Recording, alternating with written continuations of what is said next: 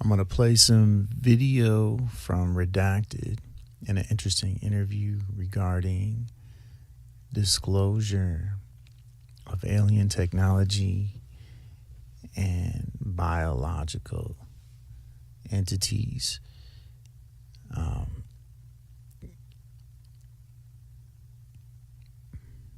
I do not own the rights to this video, so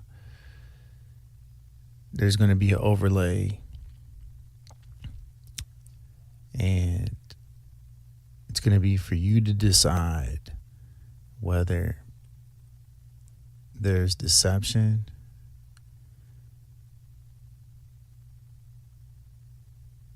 in this video. With that said, enjoy the ride. The man you're about to meet has never revealed his identity, his face, his rank, or his name on television before. And he's doing so at great personal risk to him and his family. Now, he spent years in the United States Army working on special classified UFO and space programs. And yes, he's worked on both the moon base and the massive underground ocean bases. So what you're about to see, I believe, could have massive implications for the future of UFO disclosure on many levels, from the advanced technologies that we have in our possession, like those med beds. You remember that Donald Trump even tweeted about these med beds and then he suddenly deleted the tweet? Yeah, they can heal human bodies within hours. Or about those secret bases on the moon. Or what about the secret bases beneath the ocean? Or the aliens that are currently working with our government. So what you're about to see in this interview could move us towards full UFO disclosure. This is part one of our two-part interview. Enjoy. JP, thank you so much for doing this. Appreciate it, Clayton. I know this was a lot for you. There's a lot that goes into an interview like this, so I want to thank you. A lot of people maybe don't understand behind the scenes how difficult it is for somebody who is trying to come out and share the story to be brave enough to do it. So thank you for that. I appreciate it, Clayton, for having me here. So we call you JP. So I guess for the first time on national television, on a national show, you're going to reveal your name for the first time. You've been in the shadows for a couple of decades now, really. Yeah. And you've been involved in a lot of these special programs for many, many years, coming out and sharing your name for the first time. So can you share with our audience your full name for the first time? My name is Jorge Pabon. Jorge Pabon. And let's maybe just get the official stuff out of the way. Talk about your rank, when you left the military, what you were doing in the military. And we have some documents that you've shared with us. We have certain parts redacted, but we will share those here so people can know what your service was to the United States. I was a 91 Juliet. That's a quartermaster of chemical repairs. I deal with water purification. And I also... In the Army? In the Army. In the Army. Okay. I also do translation. They used me as a translator as well. Okay. To translate different languages I could pick up. How many languages do you have? Do you know? I know three languages. Spanish, Portuguese. Fala português? Falo português. Sim. Falo português. Okay. Para todo o Brasil. Oi, tudo bem? E Portugal. Eu gosto arroz de pato. Arroz de pato. Sorry, that was duck rice, one of my favorites duck in Portuguese. So a number of languages as a translator. And understand a couple other languages as well. So you were an you were also an air trooper, is that right? A paratrooper. Paratrooper. And I was stationed, this is the first time I'm saying this as well, the best unit in the world, 7th Group Special Forces Unit. So you were stationed with the 7th Group Special Forces Unit. Mm. You were not in the Special Forces, right? No, I wasn't. I was attached. You were attached to the Special Forces? Yeah. Okay. Just so everyone's clear about that. Yeah, everybody, to be clear. Okay. I'm not a Green Beret. Okay. I'm a Red Beret. So what is that? A Red Beret. And here's a photo. We'll share some photos of you wearing the Red Beret. And what rank were you? I was E4. E4, okay. I was E4. It's a lower rank. It's a E4, close to a corporal. It's in between a corporal and an E4.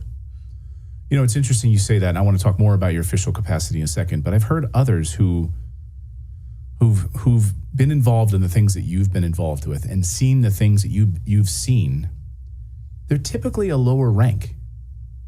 The individuals I've spoken to, whistleblowers I've spoken to, we're not talking to generals necessarily. They typically are lower rank, and they remain a lower rank for a longer time. Do you have any insight into that? We are told what to do. People that are higher ranks, they sometimes go to the missions, but their job is to lead, and they have to stay secure, a secure facility. So the people that are lower enlisted, they go out to do the missions. So I don't know if you're familiar with that documentary that just came out called Age of Disclosure. Age of Disclosure, yes, I am. It's a lot of higher ranks there, and they're telling a lot of truth in that documentary. I'm not trying to push it, but right. But they're higher rank, and because you're lower, you were doing the grunt work. Let's be honest, right? Yeah, where we're doing the grunt work. When I say we, it's not only me. It's more soldiers like me. How many would you say, in your experience, in your group, that have also had this experience? Nationwide and worldwide, hundreds of thousands. That have seen what you've seen? Yeah. Wow. Yeah. That's the first time I've really ever heard a number associated with it. Yeah. And do you know of any other individuals that have come forward from your group? I do. I'm connected with a couple of soldiers, but as you know, they're scared to come out and talk about this. Why are they scared? It goes beyond. It connects to the the spiritual and the interdimensional realm of things.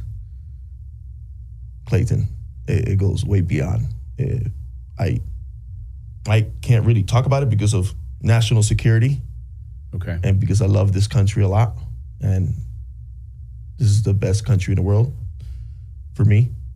I got the opportunity to join the military, and I always tell people in my channel to join the military. It changed my life. Yeah. It taught me a lot. I joined when I was 34, so I was already older. I got pushed to join the military. And when I got pushed, I experienced these missions. So I know a little bit about your story, but I wanted you to really tell it today, and I want you to kind of go through it all. But before we get there, so in official capacity, you shared with us your discharge documents, and this is redacted, so we can put this up here on the screen as well. What does this show us here?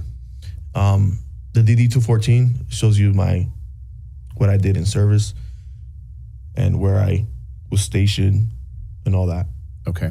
And you left in when did you leave? When? August of 30th of last year. So you left the military August of 30th of last year. Mm-hmm. Did you have to sign any non-disclosure agreements, anything like that when you left? I have to sign certain things that I can't still talk about. Okay. But I got the green light to talk about certain things. And who's giving me the green light, I can't really talk about. Who's giving me the green light? Oh, I know he's connected to Washington. Which is interesting to me. I don't want to dwell too much on that, but in the times that you and I have spoken over the past few months or through an intermediary that we've been speaking with, I've heard that you've gotten the green light.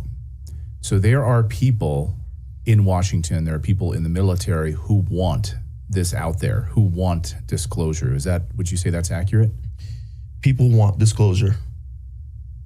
That's why people are pushing, showing more of these amazing videos that are coming out. Mm-hmm. Proof of officers talking and experiencing these. But I think it's going to be in phases, Clayton. Soon, soldiers like me, we're going to come out and probably do a documentary about what we felt and what we went through. I chose to join the military. They approached me, hey, you want to join? You've been through a lot, so we'll take care of you. You join. So I joined, and they did take care of me. I love the military. I never talked negative about the Army. Yeah. It's the best place that I ever... And, some people might hear this and say, he's he's pushing, you know, the army and all that. But it's just, for me, what I experienced, it was the best thing ever in my life.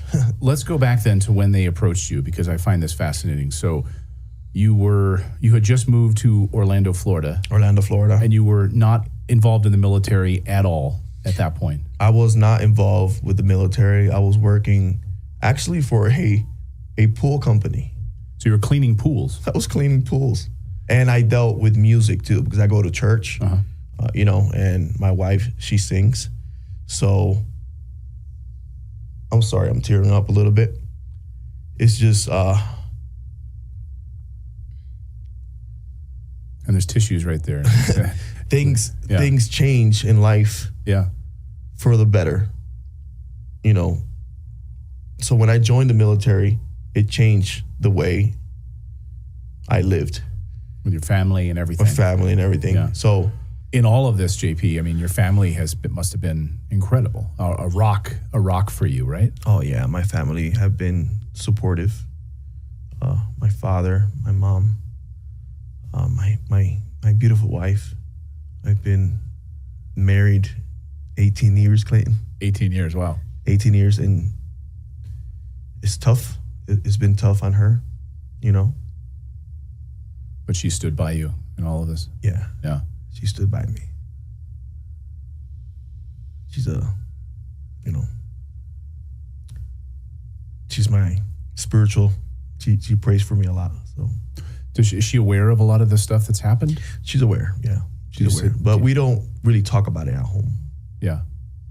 Try to keep it separate. Kids live a normal life. Yeah. Have the kids live. I don't know after this show, but you know, it's the truth has to get out there, Clayton. Yeah. Have your kids ever seen anything? Yeah, they talk about me on stage, and my little one says in school, my father talks about aliens. I'm like, no. Has your wife ever seen anything like when you've had these experiences? I'll share a video that we seen together of a cigar-shaped ship that she spotted first. Another video going to UK. She was on the side of the window. I got that video as well. And we saw a UFO following the plane, and it changed colors and it turned into wings. And we both started crying. Wow. It's like, wow, they're protecting us, you know. We're flying to UK for a conference. And then that same conference, these ETs came back and thousands of people saw these ships, and it was all over Eastbourne. You were cleaning pools. I mean, I hate to ask this, but were you like in the middle of cleaning a pool and suddenly the military shows up and says, Jorge, I lost my job. You had just lost your job. I shared a picture with Dr. Sala of a TR-3B. What is a TR-3B? It's a anti-gravitational type of ship that we know of. Right. I'm not going to say where it's from or who's operating it, but we know of these TR-3Bs. They're triangular ships. And I took a picture and I shared it with Dr. Michael E. Sala. A friend of the show, Michael Sala, has been on many times. Yeah. I shared it with him, and after that, I lost my job. So, sorry. We're going to show the photos here. This is a triangular shaped UFO. I hate the term UAP with a passion. Yeah, UFO. I think it's like, anyway, UFO.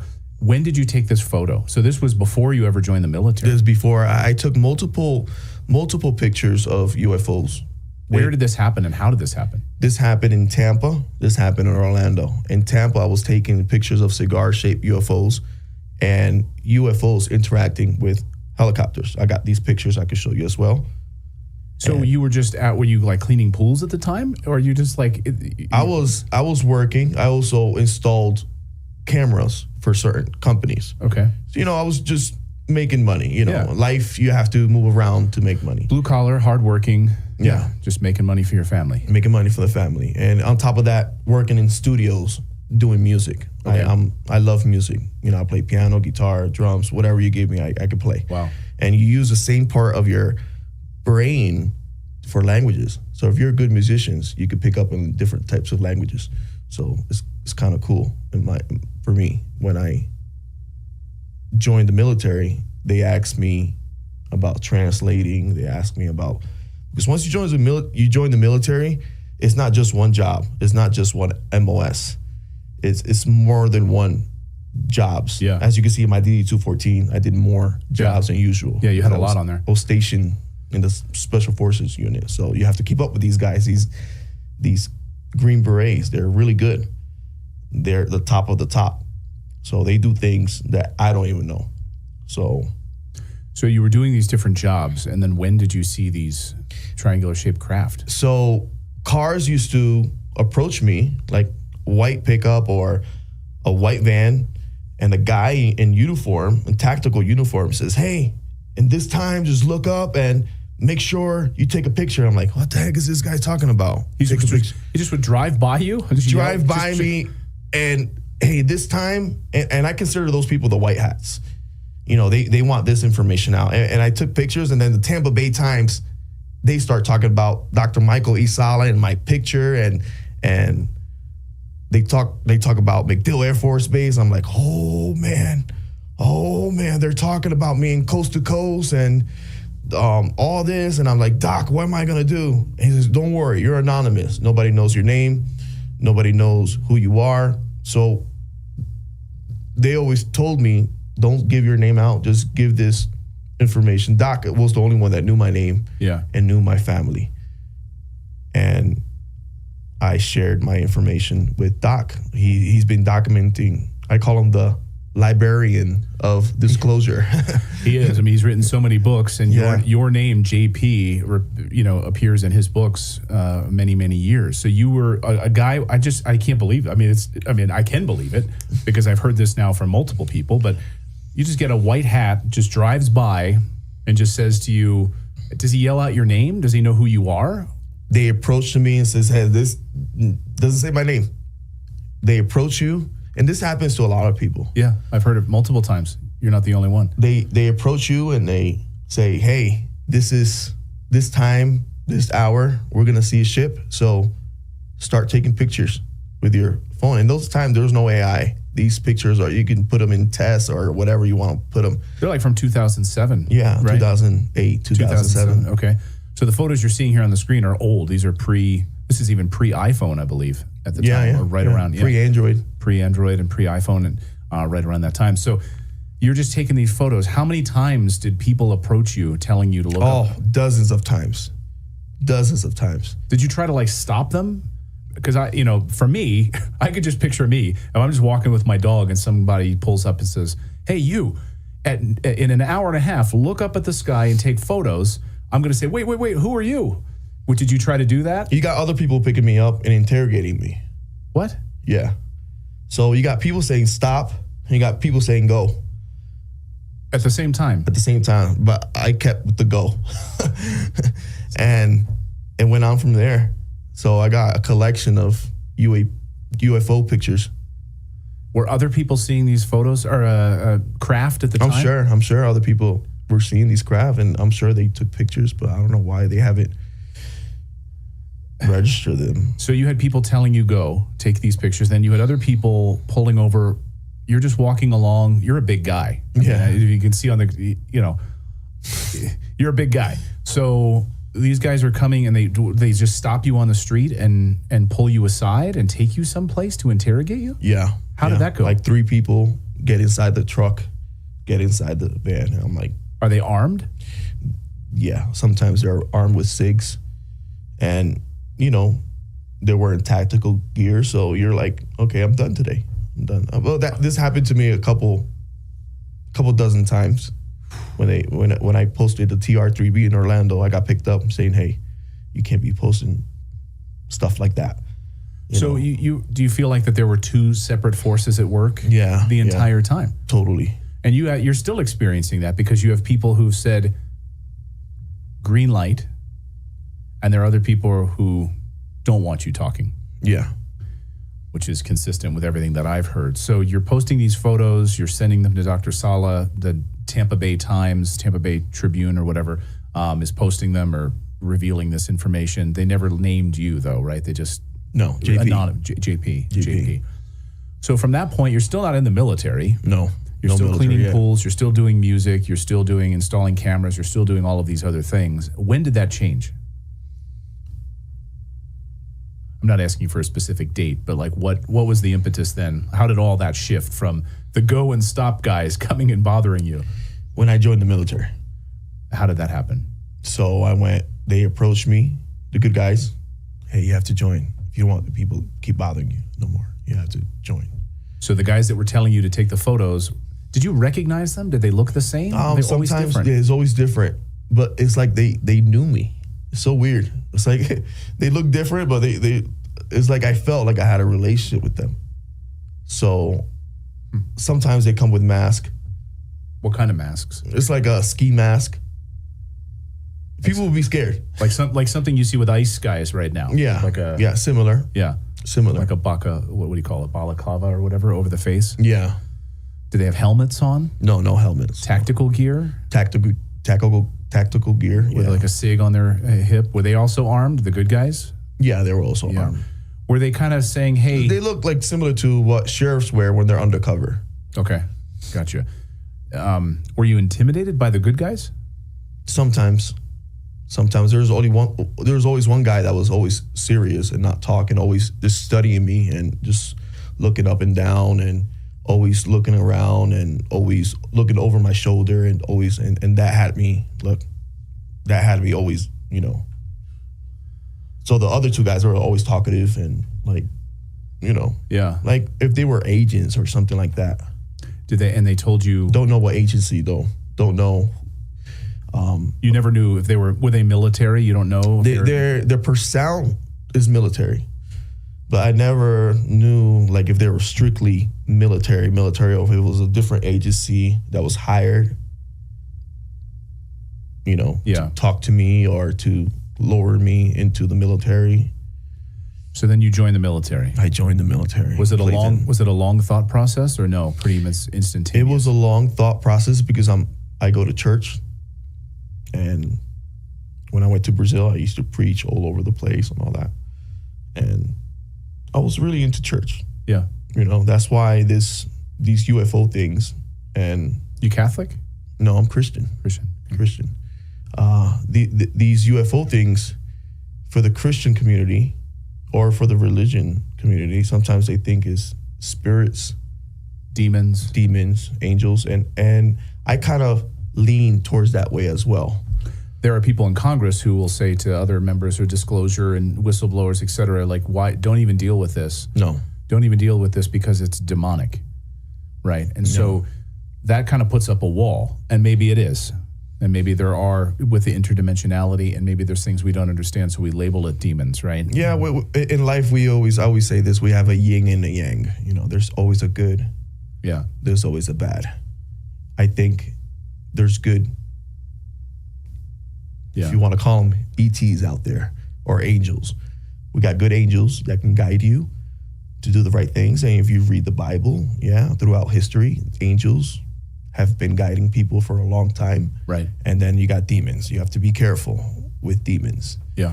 And it's a lower vibration. And, if you study about the Monroe Institute, the Gateway Projects and all that, you can study how these people have the ability to connect with the interdimensional realm and the spiritual realm with outer body type of experience and all that. So the studies out there, the documents are out there that all these programs exist.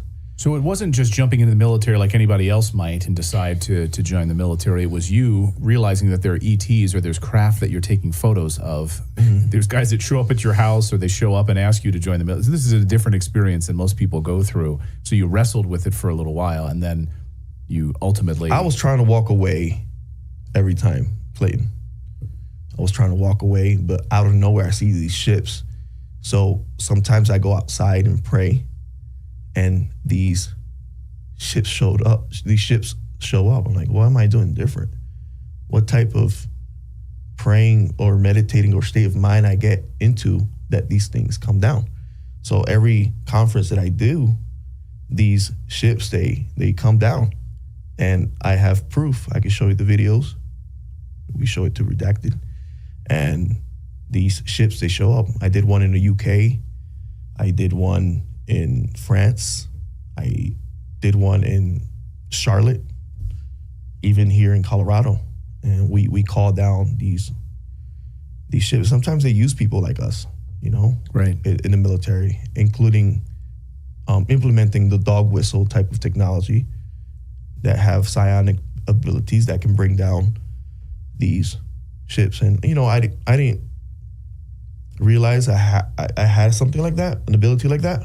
But when they started approaching me to join the military, I'm like, okay, they need something from me. You know, they need help. They need a way to communicate or translate. These beings, yeah, right. They need to communicate with these beings. Was it your sense that when you were seeing these craft coming that they were not man, they were not humans, that these were, did you have any idea that whether these were, U.S. military vehicles or these were ETs? They were ETs. They were extraterrestrials. Well, we could say that they are from parts of our oceans. That's as far as I can go, Clayton. Parts of our oceans. And this has been a long conversation, or the idea about... I hope I don't get in trouble because of that, but it's the first time I said that here. So... But you're not the first who... You have Admiral Goudreau as well, talking about these underwater UFOs or USOs. And I could tell you the locations for the first time, if you want. Please. The north and south part of Puerto Rico. North and south of Puerto Rico, underwater. Underwater. One of the deepest parts of the Atlantic Oceans is there. And you've been there, right?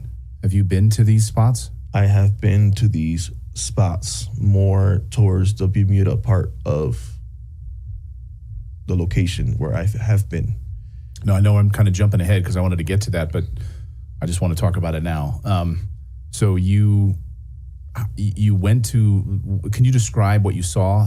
A massive underground facilities, underwater facilities, underwater bases? Something like that, Clayton. Yeah. I saw these things that we call arcs. Arcs. Can you describe to our audience what that it would be?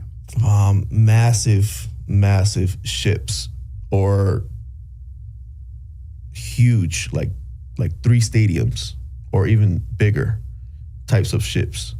And it's ancient. This is unbelievable to me. And we've heard about these arc ships. I've heard from different individuals that they've been here for what, millions of years? Hundreds of thousands or maybe millions of years, yeah. And they're scattered around our Earth, these types of arcs, or Vimanas, or whatever other people want to call them. And you've been there in a military capacity. So you were U.S. Army during this time. How were you transported there? How did those missions come to be? I guess you could. I need some coffee for this part. Yeah, let's take a sip of coffee because this is like sure. It's gonna be a lot of people are gonna got our holiday mugs out here. Start asking questions. Yeah. After this video. Well, that's why we wanted to have you on, because we want to. Well, the books have been out there for a while, so people do know about these, but now to put a face with it. Yeah. Because every time you've been at a conference or you've spoken, you've used, like, I think, voice modulation. You've worn masks. Yeah, I wear the helmet. You wear a helmet so people don't see your face. Yeah. A funny looking helmet. Yeah. And everybody's like, take the mask off, take the helmet off. So I took it off for the first time in Charlotte for the first time. Yeah. I took it off, and it was a big deal for me because after that, I had like dozens of cars parking. At your house? My house. I had people following me all over the place, checking me out. And, I got a family, so I do have to protect my family. Well, now millions of people are going to see this, so stop parking at JP's house. Like, the cat is out of the bag. Like, knock it off now.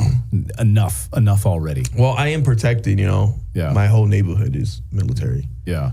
So don't mess with JP. All right, so I want to go back. I want to go.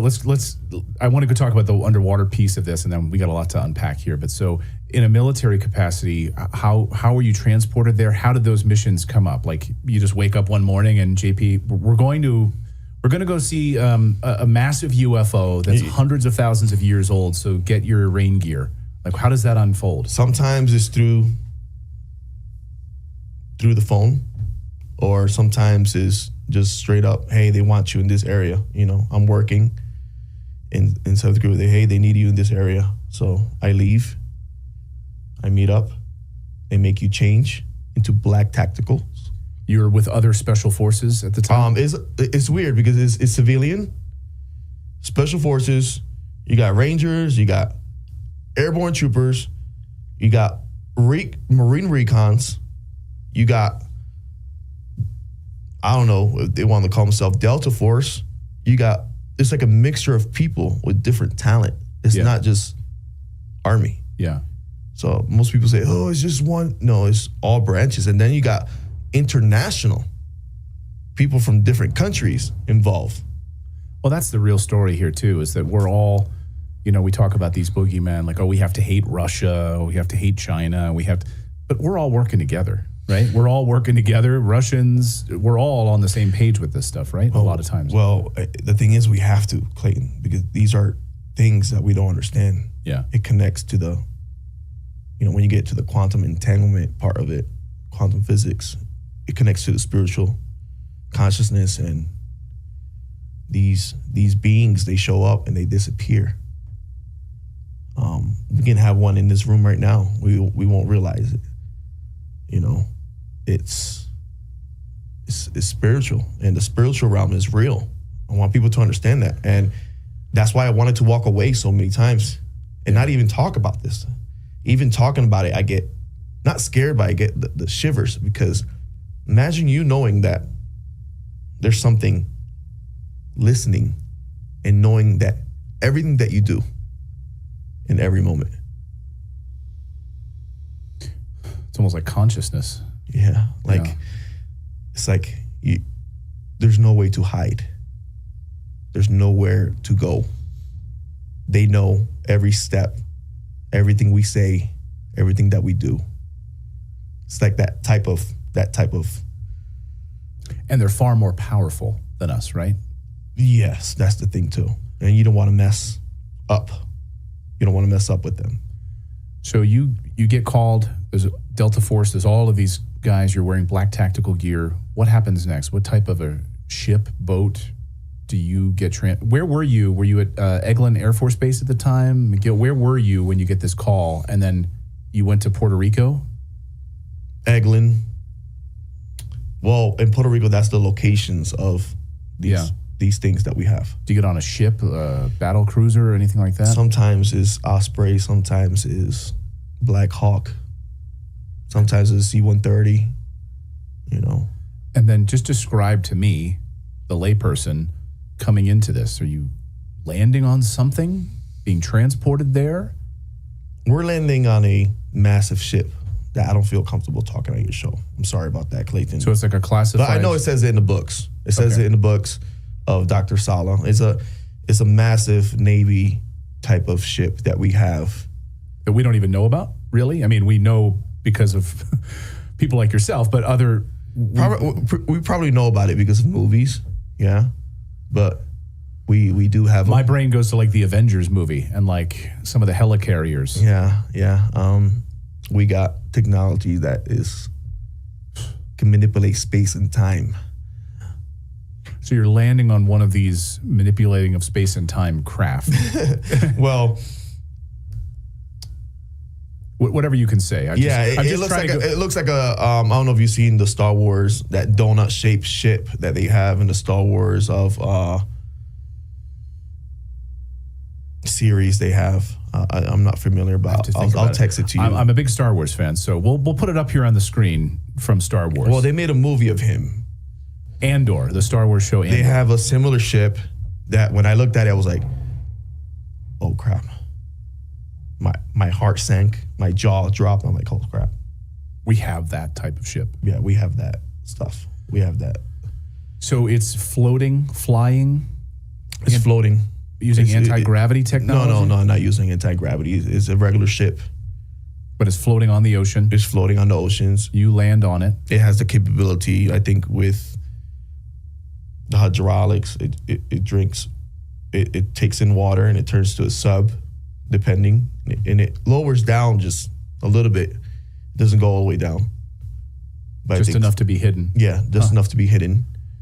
And then you're in this ship as it lowers down, and then how do you find yourself near these giant arc ships? So there's certain banks that are in higher altitude that is not as deep, that pressure-wise pressure will not harm you.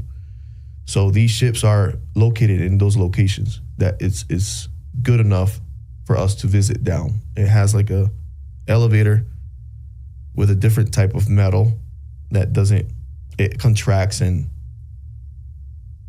like stuff that we're not used to. Yeah, we're not used to seeing this technology. So this is like alien technology? I can say it's type of ET technology that we probably implemented in. No, but we're so smart, Clayton. We have stuff that is probably 400 or 500 years more advanced, and people don't know that. Like the craft that anti-gravity technology, quantum technology, all of that, of course. Yeah. I like to say we're the best country in the world. We have a lot of stuff that.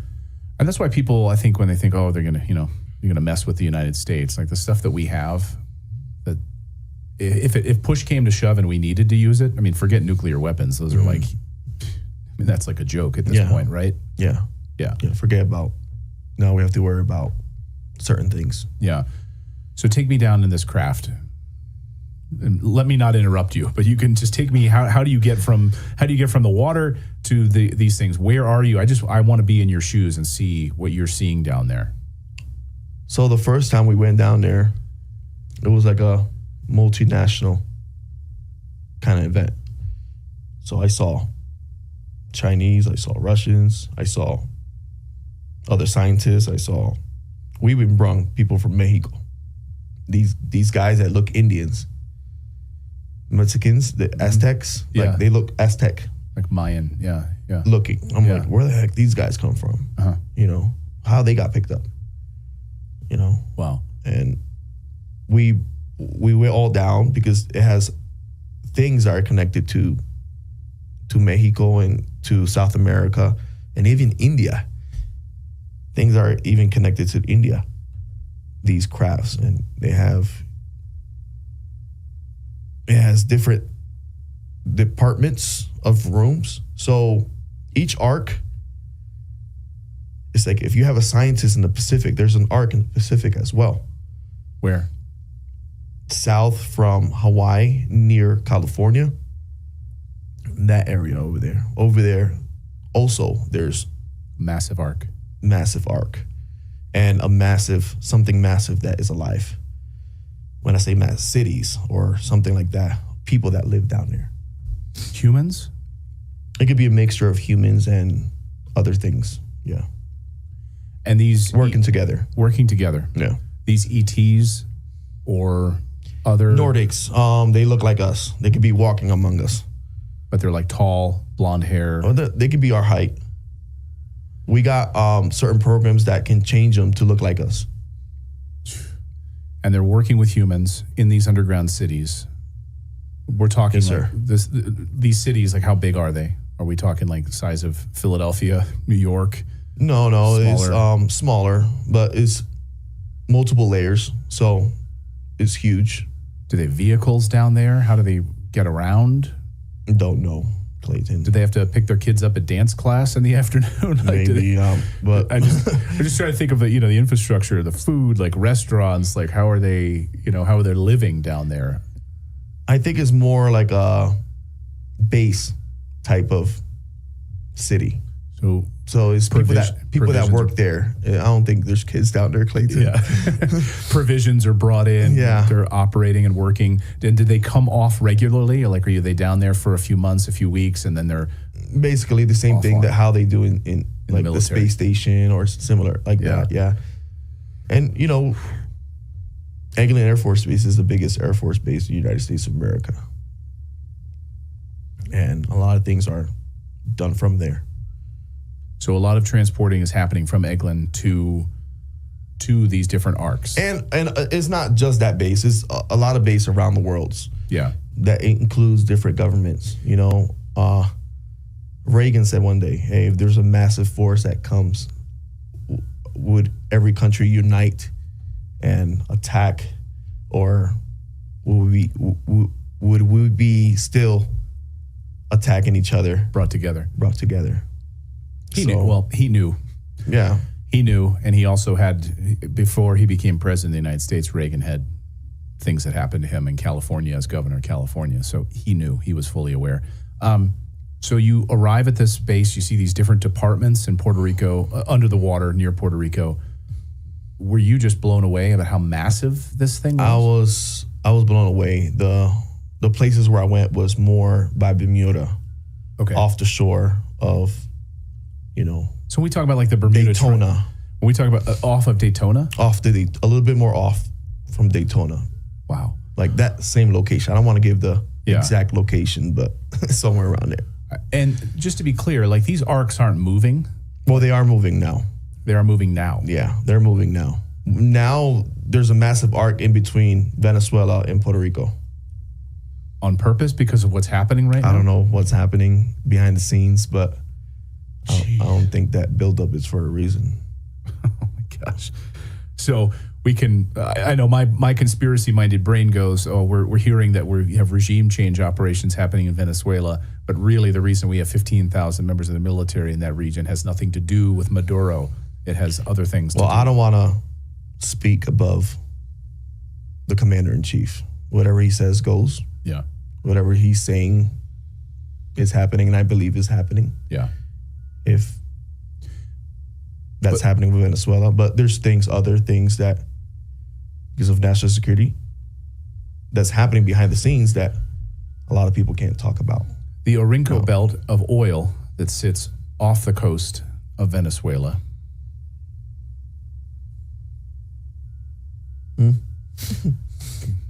Okay. The Chinese are there. Everybody's there. The ETs are there. The arc is there. One of these arcs is nearby. Yeah. Where does this oil come from? Well, that's a great question. Where does this oil come from? Can you talk about that? No, I can't. I'm sorry. No, I understand. All right. So the size of these arcs, like what do they look like? You said it's ancient looking, Clayton. But the technology is more advanced than anything we have, but it's hundreds of thousands of years old. Yeah. But it's more advanced than what we have now. Yeah. Well, throughout history, you've seen the show Ancient Aliens. We have cultures that have built the pyramids. We have cultures that built these temples that are magnificent in India. That they're carved out from the stone with laser, precise precisions. You got Machu Picchu, those precise cuts rocks that are up there in Machu Picchu. You got Stonehenge. I'm sure things in Portugal, like ancient ruins in Portugal that people don't know how. Yeah, Giza. Yeah. And the list goes on, of course. So describe to me these arcs. I just can take me through how long you were down there, what were you doing, what were you seeing? It's like an off and on type of memory type of thing, Clayton. Do they wipe your memory when you come back? It's not that they wipe. It's certain techniques that they do that make you not remember. You're not alone. I've heard this from other whistleblowers. I've heard this from other individuals who've been to these bases that their memories are scattered. But what do you remember? I remember the smell. It smelled like when you go to a farm and you smell the hay. Yeah. When you first enter the ark, that's how it smells. But it's like an algae with vanilla mixed into it. And it's like a pleasant smell. So you feel like the ship is alive, that this ark is alive. Wow. you feel like a heartbeat, like a presence of. It's the most beautiful feeling that you ever feel. Is it alive? I think it's alive. I think all these ships that we encounter, the militaries around the world, not just the government of the United States, these ships are consciousness. They have consciousness. It's like a type of old school. I think this is so much, Clayton. Like if you get to the nitty gritty, like how we're getting this AI right now, and where we're getting the ideas of the cell phone, where we got the idea of, So I think these technologies have a type of ancient AI. Yeah. That we piggyback off of it. Well, we see major advancements in technology that seemingly come out of nowhere, like right after the Roswell crash. Suddenly we have incredible technologies. Velcro. Yeah. We have all these things that we've never seen before within a short amount of time. Computer, transformers, things like that. After sightings like this. So, okay, so you're down there. How long are you down there? Do you remember? I don't remember the time. It fizzles in and out. Do you remember what your mission was while you were there?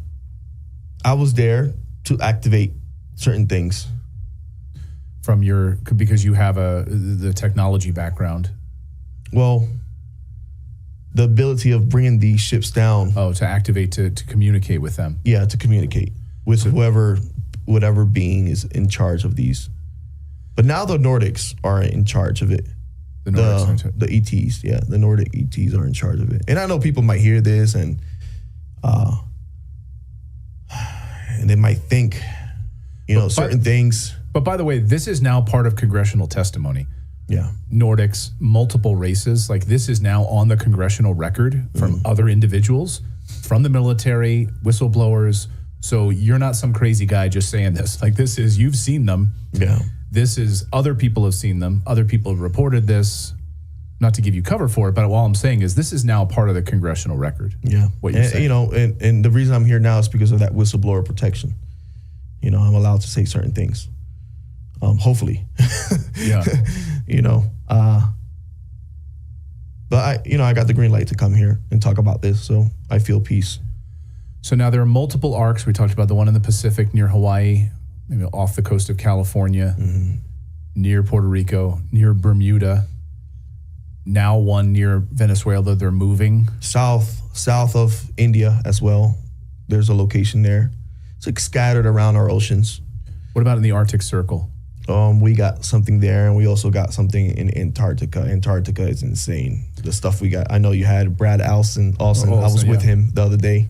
Okay. In New York, and we were talking, and it's a lot of things that we have in Antarctica. That is. Have you been there? I have not quite been there. Not quite been there. Yeah. That's like when my wife asks, "Did you take out the trash?" I haven't quite taken out the trash. You took it out before, but right, I didn't take it out this time. So, what can you talk about with Antarctica that you know for sure? There's certain locations there that involve high technology, that radio frequency that can connect to space. Now, we've heard from Eric Hecker, who's a whistleblower as well. And by the way, when he came forward and tried to speak to members of Congress, they essentially tried to ruin his life. But he worked at what he called the Ice Cube neutrino detector at the South Pole Station. I would encourage our audience to go back and watch that full interview with Eric. He's been on a couple times, but he's laid out the technology there. He worked in that facility. Oh, wow. And saw... Wait, is that the guy that wears a jacket that has Antarctica on it? Yes. Okay, cool. Yeah, I heard of him. Yeah, so he worked He's there. The real deal. Yeah, he worked at that station. But in talking about the communications technology that exists there, he talked about it as like a giant air traffic control center for off-world vehicles. Yeah. Interstellar vehicles. Is he correct? Yeah. I think he's correct. It's not that also some plasmoid type of creatures that we're communicating with that live within our oceans. I don't know if I could say that, but yeah, I think the plasmoids, that's another big piece of this. And so whether it's Does our government have the ability to manipulate and work with these plasmoids for teleportation? You know, we see flight MH370, plasmoids zipping around flight MH370 and these plasmoids, because we talk about like nuclear weapons, right? Again, I talk about it's like this. I can't talk about that, Clayton. Sorry. Okay. That's classified. Yeah. Okay. Well, it's out there, you know, people talk about it, but just me. I know certain things that has been reported, like the Boogosphere, you know, everybody's talking about that. It's 14,000 years old and people are still investigating it. Yeah. You know. Is it the Boogosphere? Is it real? Or is it a hoax? I can't talk about it. But there's different sizes. I can say that. Okay. And we found a way to connect with them and probably control them. Maybe that's what I could say. Okay. Can you talk about some of the technologies that we've never seen before? Is there any the technologies that you know the U.S. military, the U.S. government is now using, anti-gravity propulsion technology? So how much of a relationship do we have in the United States government, the Chinese government, the Russian government, et cetera, with these Nordics, with these ancient technologies that we are now using? So I guess my question is, when people look up in the night sky and they're like, I saw a UFO, they're really seeing a UFO, or are they seeing all of this advanced technology that we've borrowed from them, mostly flying in the skies? It's a mixture. It's a mixture of collaboration.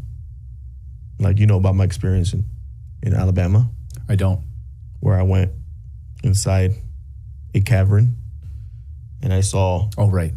Okay, yeah. Nordics training different military pilots from around the world that I think are involved in the Artemis Accord.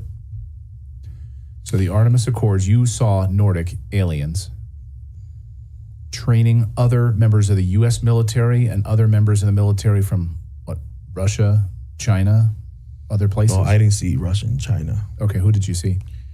I saw other nations that are involved with the Artemis Accord. Okay, sorry. And they were training in what capacity? Aircraft? They look like flying saucers, Clayton. When we talk about Alabama, what are we talking about? Are we talking about in what part of Alabama? I never gave the location, but I think Dr. Salah, he probably knows the location. Does it have anything to do with the moving of Space Force to that location? That's something you have to ask the President of the United States. Okay. Well, we know that there's a massive... I know that the United States have the best capability in the world. That's what I know. And I don't want to, you know... Well,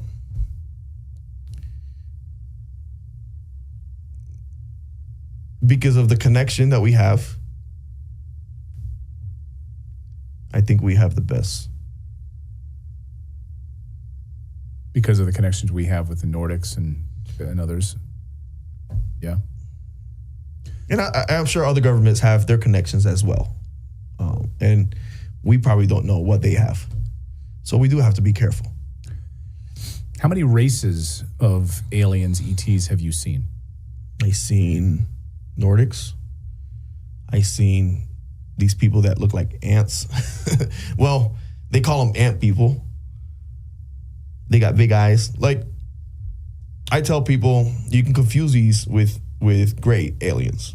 Okay. Like, if you see the gray aliens, they have big eyes. Well, these guys that I see, they live under the ground, and they have like it's not antenna, it's like a hair looking, it's like a dread that comes out their head.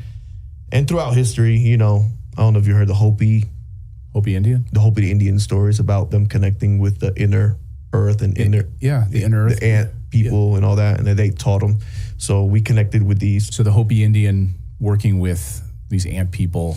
So have you seen grays? I seen grays from a distance. That was a mission that I went to that was really weird as well. We went to this castle looking place, and this other people were giving us a lot of gold, plates of gold. And we were transferring these gold to different containers. And this was somewhere in the United States, but all I saw was like snow. But I don't know what location it was. I remember falling asleep on the craft that was on. And I woke up and we were in this location and we were just doing security. And because of my past experiences and past missions, they took me to this. And then from a distance, I saw one gray alien. Well, it looked like a gray. It had the big head. It had the black, small, like really small, big head. I don't know if it was a costume or whatever the heck it was. But it was talking to two like recon Marines far in the distance. And he was just pointing different ways. Were they communicating with language or telepathy? I don't know how they were communicating. I was too far away. Yeah. I don't know if it was a costume, Clayton, or something. Hopefully it was a costume, but it looked like a gray alien to me. It was short, big head, big eyes, and I think they were arguing or something like that. That's what it looked like. I don't think we have a connection with the Greys. I think they want a connection with us. So when you look at these arcs under the water, I just wanted to go back to that a little bit. Are they treated as bases, right? Are they sort of self-contained bases? Would you describe them that way? There's cities that are self-contained bases, but the arc, they can be movable. They have the capability of moving out the water and moving into the water and moving really extremely fast. And so are there any eyewitness reports of them coming out of the water as massive as they are? I mean, it would be... I know people talk about things the size of football fields moving 200 miles per hour under the oceans. I know there's people talking about that. Well, and it's not just people, it's admirals. Yeah. These are credible members of the U.S. military talking about that.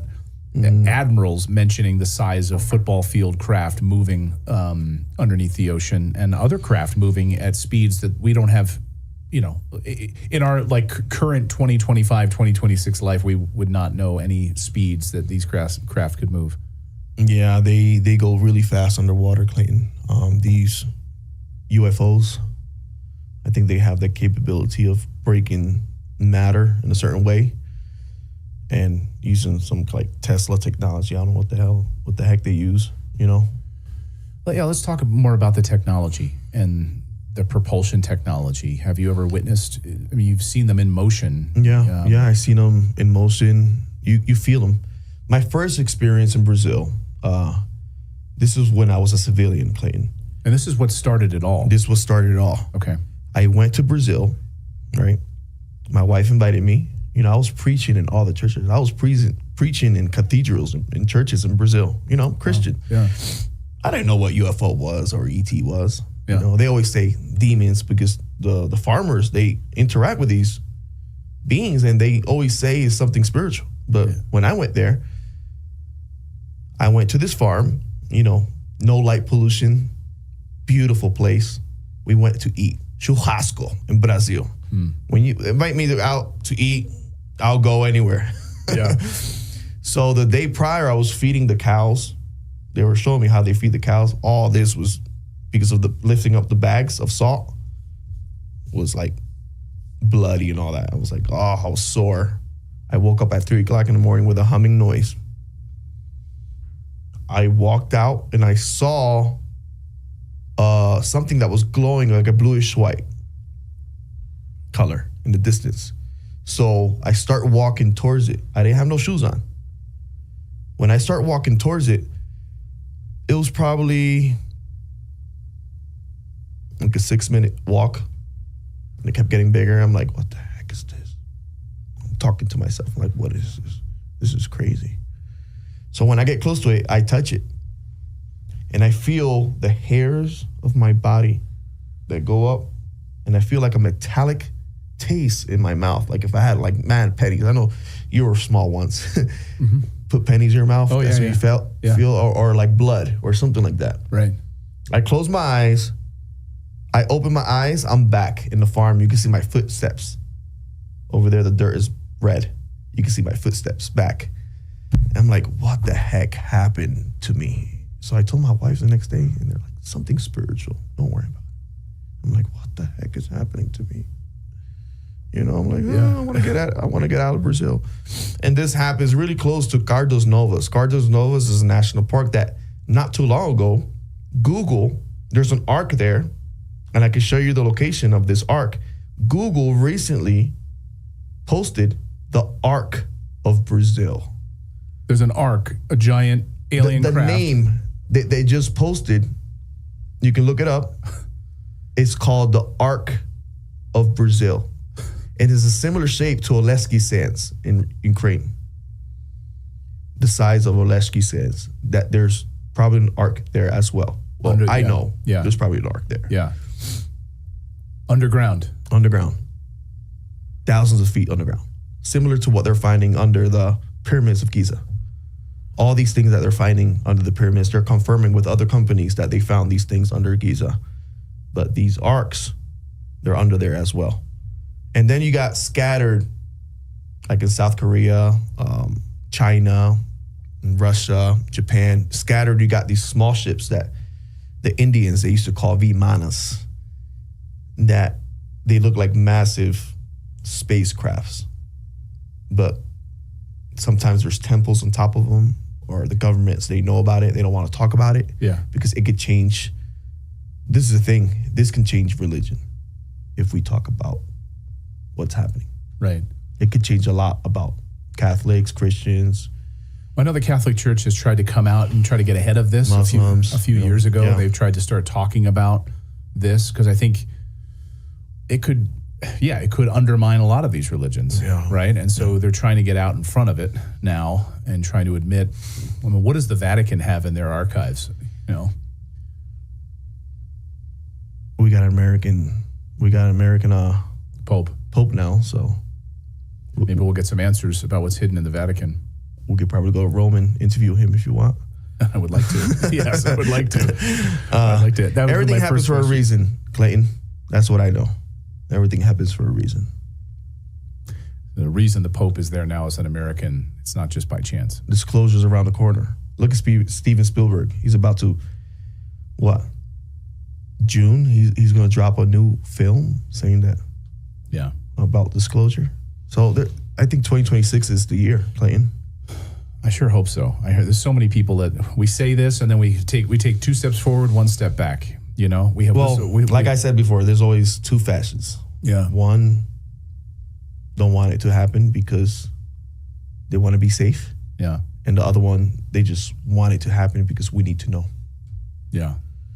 Well, you have somebody like I mentioned, like Eric Hecker, who came forward, actually connected with Congressman Nancy Mace's office, and she said, I want to speak to whistleblowers. I want to speak to individuals. I thought I'd be protected. So he reaches out, and then within days of reaching out to her office, he loses his job. Yeah. You know, that's how this stuff happens. So you've got these like dark forces. You have people that, say they want to protect whistleblowers. They say they want to help and move towards disclosure, but then they're secretly shaking another hand over here, whether it's, so maybe you can talk about some of the dark forces, the people that don't want disclosure. Is it the military industrial complex that doesn't want it because they stand to make so much money? A lot of people think it's the military. I don't think it's the military. I don't mean military. I mean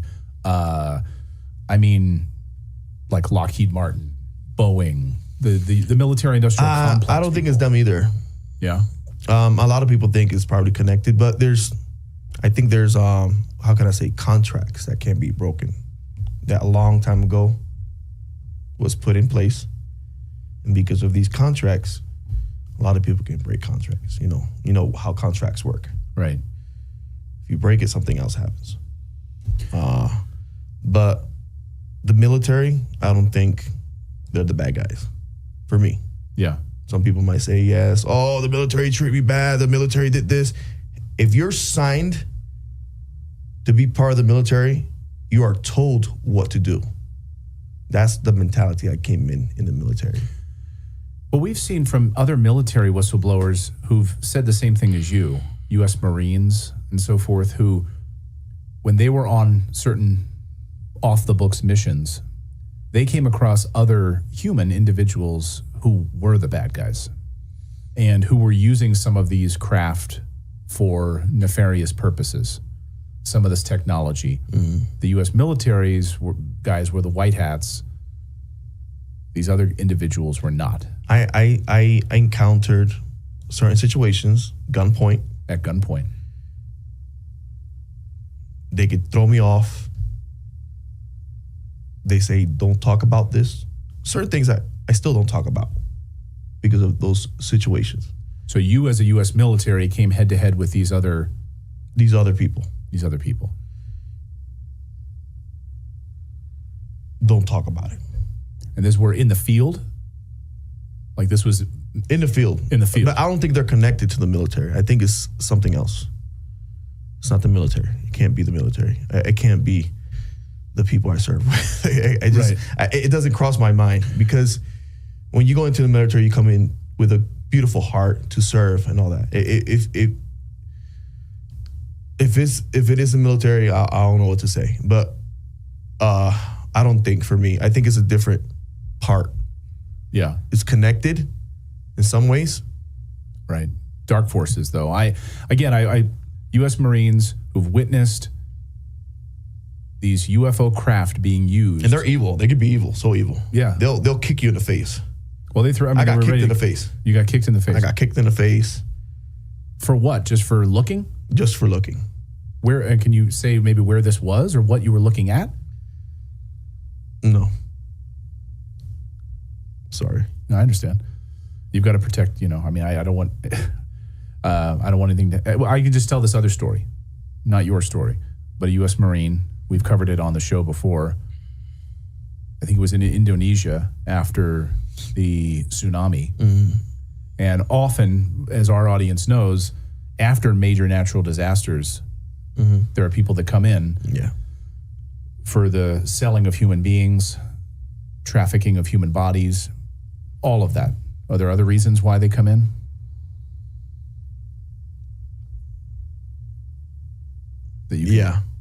There's other reasons.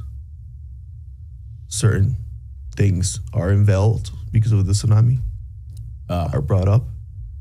Unearthed, yeah. And then need to be covered back up again? Maybe. Or taken? So these individuals... I don't know nothing about the human. Yeah. Well, these human beings face to face with a Marine Corps unit and threatened to kill them all for what they were seeing happening. And it was only by the grace of God that they weren't killed. No. But they were transporting human bodies in some sort of crates and then using advanced propulsion technologies to fly off. And these U.S. Marines were threatened at gunpoint and nearly killed. Wow. So, again, we've covered that on the show, but I just wanted to say that's not your story, that's somebody else's story, but it sounds similar to they can be aggressive. The bad guys can be aggressive. They're more cocky. They're more, we don't give a F who you are. Because they don't follow any laws at all. Like, we don't. Yeah. I think they're like, I don't know. I don't think they have a heart by the way they act. Yeah. It's just, I think, you know what it is? They've seen so many things. That's what I think it is.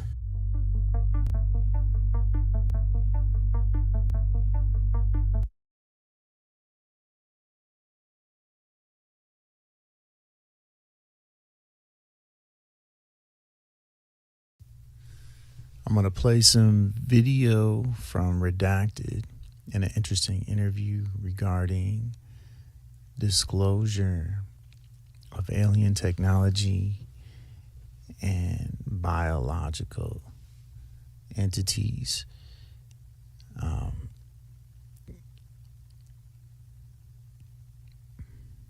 I do not own the rights to this video, so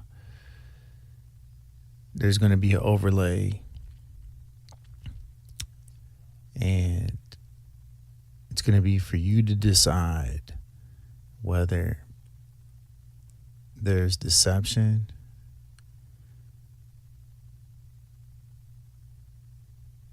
in this video. With that said, enjoy the ride. The man you're about to meet has never revealed his identity, his face, his rank, or his name on television before. And he's doing so at great personal risk to him and his family. Now, he spent years in the United States Army working on special classified UFO and space programs. And yes, he's worked on both the moon base and the massive underground ocean bases. So what you're about to see, I believe, could have massive implications for the future of UFO disclosure on many levels, from the advanced technologies that we have in our possession, like those med beds. You remember that Donald Trump even tweeted about these med beds and then he suddenly deleted the tweet? Yeah, they can heal human bodies within hours. Or about those secret bases on the moon. Or what about the secret bases beneath the ocean? Or the aliens that are currently working with our government. So what you're about to see in this interview could move us towards full UFO disclosure. This is part 1 of our 2-part interview.